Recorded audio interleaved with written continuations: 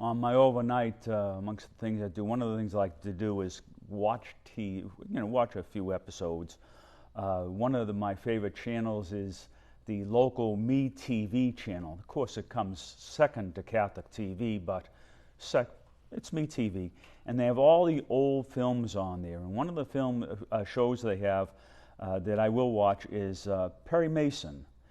And in Perry Mason, Perry Mason is a lawyer, and Hamilton Berger is the character that happens to be his nemesis or his opponent, the district attorney. And they kind of go back and forth on various cases. And so that's the premise of the show itself. But Hamilton Berger, when things wrapped up, it wasn't too many years later. The actor's name was Dan Crenshaw, if I'm correct. Around his early 50s, I believe.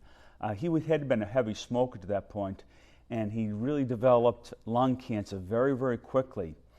He lasted probably about 6 weeks, but when he discovered that, he did a public service announcement trying to encourage people not to give up smoking if they are smoking.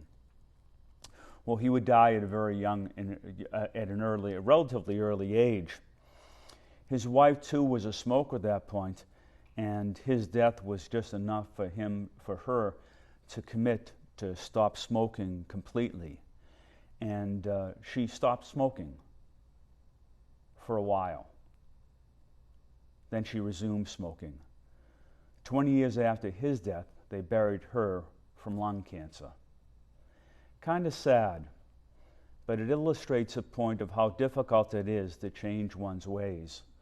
I'm certain the good was to give up the smoking, but there was a pull back there. And we know it's chemical addiction that pulled her back there as well. Probably the pressures of life that pulled her back there. But needless to say, it shows us how difficult life can be for all of us who are trudging through this life. When we come to this first reading, the book of Judges, remember this comes between the story of Exodus and the story of Kings. Exodus really highlighting Moses, and Moses bringing the people or leading them towards the promised land and giving us those 10 commandments to which we hear in today's gospel. So he gave us that law, etc. And the Kings, where they had the established kings, kind of a monarchy that ruled over the Jewish nation at that point. But in between that period, we hear from today the book of Judges. And in the book of Judges, it was set up with judges. There were judges who would decide cases and who would lead the people in that way. And they were very prudent in how they did that. And some had more energy than others as the years would go by and generations would go by inside of this. But the problem that happened was, while the people would hear what was being said, and first they make that commitment to change their ways, and they would do it for a good many years. After so many years, then all of a sudden they started falling back into old ways. And those old ways were of not obeying the 10 Commandments, not getting to synagogue, and not really observing the covenant that had been established with God. Again, what was needed at that point, and God would see this, is that they call for this, the people call for a king, the establishment of kings. And so those kings were established itself.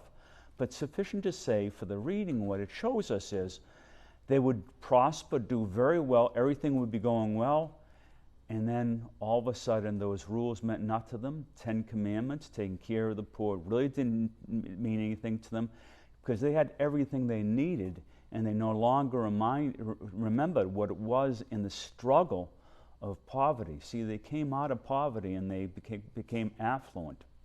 So then we come into today's gospel, and today's gospel is just again a reminder to us of God calling us to steadfastness, to faith, to acts of charity, to taking care of the poor and the needy. And in today's gospel, we hear this young man coming up asking how he can enjoy eternal life. And Jesus tells him the commandments and tells him to follow those commandments.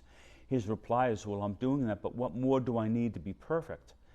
And Jesus told them, well, you have to give everything up, take care to the poor, and come follow me. And they said, what was his response? He was sad for he had many possessions themselves. Again, we always want to remember we're dealing with the human condition that we have inside here. And the human condition in its worst way needs the grace of God, the sacraments, prayer, and union with God itself. Now, could he have become perfect? Well, what we become is, and this is probably a very realistic goal to us, perfected. And so Jesus was perfect, and the rest of us are going to fall short of that because born into original sin, but through baptism taken out of that, but living this life, we face the rule of this world, the devil right now, who continues to tempt us. And so that's why we can't be perfect.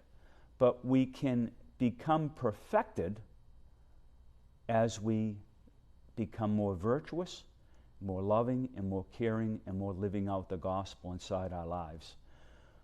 When we get to heaven, there's that purgatory. And what's purgatory there for? To cleanse us and to make us pure, to make us perfect. So only perfection can exist in heaven. Let us establish within ourselves that great desire to become perfected so God's goodness can dwell up in us and can find its fullness in that seat in heaven.